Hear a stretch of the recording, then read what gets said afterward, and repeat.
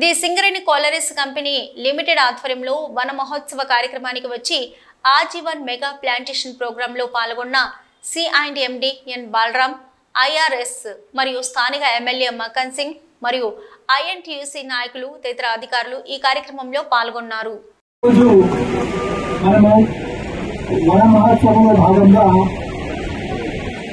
సింగరేణి వ్యాప్తంగా ఈ రోజు ఒక్కరోజు 1,00,000 మొక్కలు నాటాలని నిర్ణయించాము. ఈ కార్యక్రమానికి పిలవగానే మనకు అందరూ ఎమ్మెల్యే గారు, కార్మిక నాయకులు అందరూ కూడా ప్రత్యేకంగా పరిగణించారు.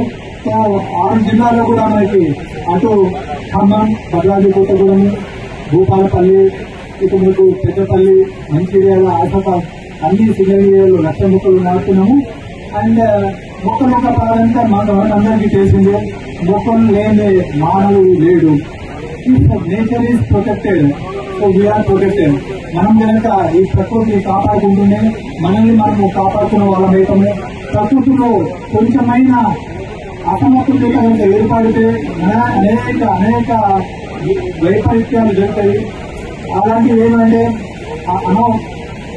మనకు అనేక రకంగా ఫ్లడ్స్ రావడము అండ్ మానవుల జీవితాల్లో అనేక రకమైన మార్పులు రావడము, మంచి వాతావరణం లేకుండా, ఆక్సిజన్ లేకుండా అనేక జబ్బులు రావడము ఆ విధంగా జరుగుతుంది. ఒక చెట్టు నాటితే ఒక 50 ఏళ్ల చెట్టు ఒక వ్యాధులు 5 చోట్ల ఊపాడకపోదు. ఒక సింగిల్ చెట్టు అలాంటిది చెట్టు ప్రాంతం ఎంత ఇంపార్టెంట్.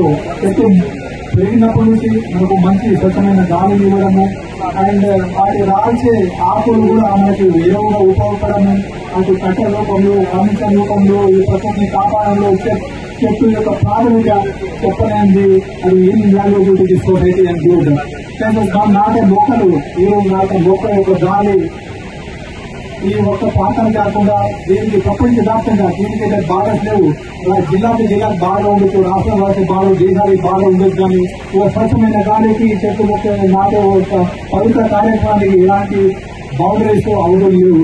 అందుకోసం ప్రతి ఒక్కరు ఇందాక మనకు సిపి గారు అన్నట్టు మనకు భారతదేశం 125 కోట్ల మందిలో ప్రతి ఏడాది ఒక్కొక్క మొక్క నాటిన ఎంతో మనకు బాగా భారతదేశంలో 30% కానీ దానికంటే ఎక్కువ అందరూ పెంచగలిగితే మనకు ఆరోగ్యాలు అందరూ బాగుంటాము.